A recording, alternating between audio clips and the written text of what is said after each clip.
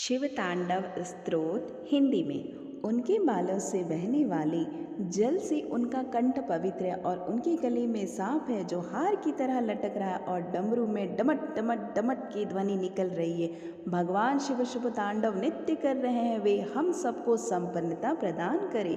मेरे सिर में गहरी रुचि है, जिनका सिर अलौकिक गंगा नदी की बहती लहरों की धाराओं से सुशोभित है, जो उनकी बालों की उलझी जटाओं की गहराई में उमड़ रही है, जिनके मस्तक की सतह पर चमकदार अग्नि प्रज्वलित है और जो अपने सिर पर अर्धचंद्र को आभूषण की तरह पहने हैं। मेरा मन भगवान शिव में अपनी खुशी खोजे। अद्भुत ब्रह्मांड के सारे प्राणी जिनके मन में मौजूद हैं, जिनकी अर्धांगिनी पर्वतराज की पुत्री पार्वती है, जो अपनी करुणा दृष्टि से असाधारण आपदा को नियंत्रित करते हैं, जो सर्वत्र व्याप्त है और जो दिव्य लोकों को अपनी पोशाक की तरह धारण करते हैं। मुझे भगवान शिव में अनोखा सुख मिले, जो सारे जीवन के रक्षक हैं। उनके रेंगते हुए सांप का फन लाल भूरा है और मणि चमक रही है। ये दिशाई की देवियों के सुंदर चेहरों पर विभिन्न रंग बिखेर रहा है, जो विशाल मदमस्त हाथी की खाल से बने जगमगाते दुशाले से ढका हुआ है।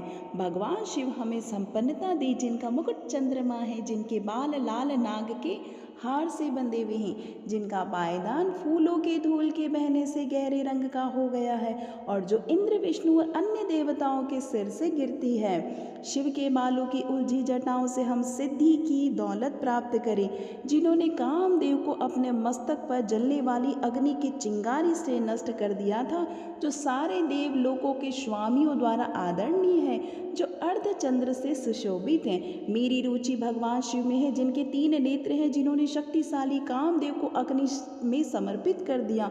उनके भीषण मस्तक की सतह डगत डगत की ध्वनि से जलती है। वे ही एकमात्र कलाकार है, जो पर्वतराज की पुत्री पार्वती के स्तन की नोक पर है सजावटी रेखाएं खींचने में निपुण है।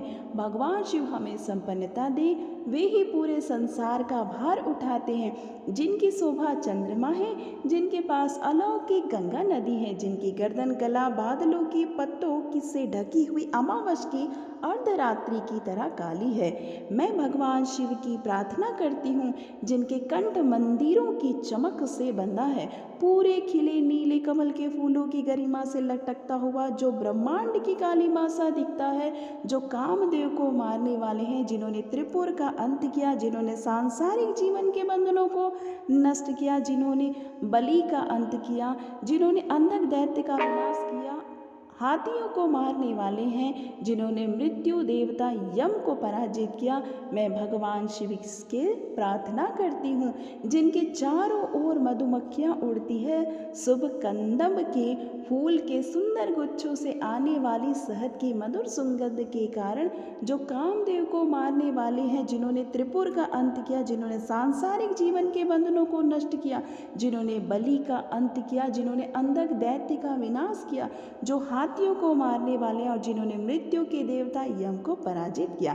शिव, जिनका तांडव नित्य नगाड़े की डिमिट डिमिट तेज आवाज श्रृंखला के साथ लय में है, जिन्होंने महान मस्तक पर अग्नि है और वे अग्नि फैल रही है, नाग की सांस के कारण गरिमामय आकाश में गोल गोल घूमती है। मैं भगवान सदाशिव की पूजा कब कर सकूंगी? शाश्वत शुभ देवता जो रखते हैं सम्राटों और लोगों के प्रति संभाव दृष्टि, घास के तिनके और कमल के प्रति, मित्रों और शत्रुओं के प्रति, सर्वाधिक मूल्यवान रत्न और धूल के ढेर के प्रति, सांप और हार के प्रति और विश्व में विभिन्न रूपों के प्रति मैं कब प्रसन्न हो सकती हूँ?